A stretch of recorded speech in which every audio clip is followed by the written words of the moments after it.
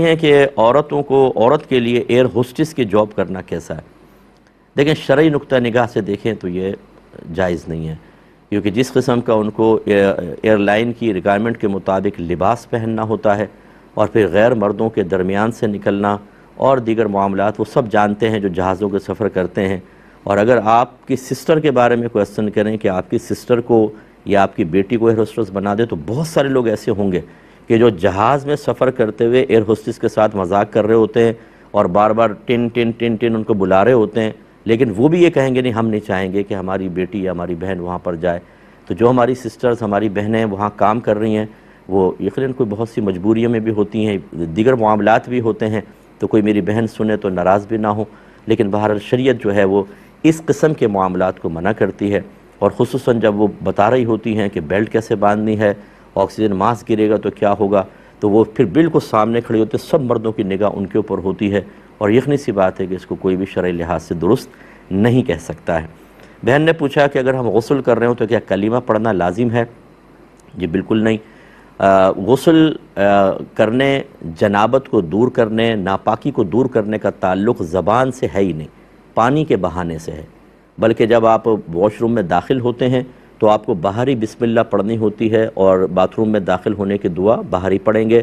داخل ہو جانے کے بعد پھر کوئی زبان سے ستر کھولنے کے بعد کلمہ نہیں نکالنا چاہیے، کیونکہ اس پر سخت وعید آئی ہے۔ ویسے تو وہ استنجا کرنے والوں کے بارے میں کہ اللہ تعالیٰ کی لعنت ہوتی ہے، تو ستر کھلا ہو تو اس طرح گفتگو نہیں کرنی چاہیے، چاہے آپ کلمہ پڑھیں چاہے ذکر الہی، منع ہو جائے گا۔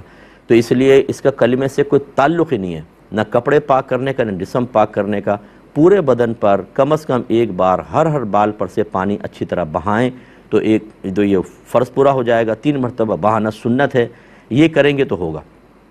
اگر کلمے سے پاکی کا تعلق ہوتا تو نہانے کی ضرورت بھی کیا ہے، کلمہ پڑھے پھونک مار لے پاک ہو گئے، تو اس سے کوئی پاکی ناپاکی کا تعلق نہیں۔ میں گزارش کرتا ہوں، میری کتاب ہے طہارت کے احکام و مسائل، یہ بہت ہی بیسٹ بک ہے، یہ اور خاص طور پہ ہماری بہنیں اس کو لیں اور اس کو پڑھیں۔ پاکی ناپاکی کے وہ مسائل انشاءاللہ آپ اس میں دیکھیں گے جو بعض اوقات ہماری نگاہوں سے عمومی طور پر اوجھل رہتے ہیں۔ اچھی کتاب ہے۔ یہ کہتے ہیں کہ ایک خاتون ہیں، بوڑھی خاتون ہیں، وہ اندر جب نہائیں تو دل گھبراتا ہے، دھوپ میں نہانا چاہتی ہیں، تو کیا وہ صحن میں سورج کے سامنے نہا سکتی ہیں یا نہیں؟ دیکھیں سورج کے سامنے نہانے میں تو کوئی پرابلم نہیں ہے، کوئی منع نہیں ہے سورج کے سامنے نہانا۔ ہاں استنجا کو سرکار نے منع فرمایا کہ چاند کی طرف یا سورج کی طرف رخ کر کے استنجا نہ کیا جائے، کیونکہ یہ اللہ تعالیٰ کی قدرت کی 2 عظیم نشانیاں ہیں، اور اس کو ادب کے خلاف قرار دیا گیا گویا کہ، اس لیے اس سے احتیاط کریں۔ باقی صحن میں نہا سکتی ہیں، دھوپ میں نہا سکتی ہیں، لیکن اطراف میں کسی کی نگاہ نہ پڑے، ٹھیک ہے نا۔ بعض اوقات ایسا ہوتا ہے کہ اونچی دیواریں ہوتی ہیں، اطراف میں کوئی آبادی نہیں ہے، پھر تو ٹھیک ہے، لیکن اگر کسی کی نگاہ پڑنے کا اندیشہ ہو تو پھر ستر کھولنا شرعاً جائز نہیں۔ اس میں یہ کر سکتی ہیں کہ لباس پہنے ہی پانی ڈال لیں اوپر، اس میں بھی لیکن یہ ہے کہ لباس چپک جاتا ہے، اطراف میں کسی کی نگاہ نہیں پڑنی چاہیے۔ بہتر یہ ہے کہ اپنے باتھ روم میں ہی نہائیں، اور نہانے کے بعد پھر کھلے ایریے میں آ کر بیٹھ جائیں، دھوپ کے اندر چرپائے وغیرہ ڈال کر، تاکہ چلیں دھوپ لگے۔ ویسے بھی بوڑھی خاتون ہے، اس لیے اتنے تو ان کو رعایت ملے گی، لیکن یہ چیز صحیح نہیں ہے کہ وہ باہر نہاتی رہیں۔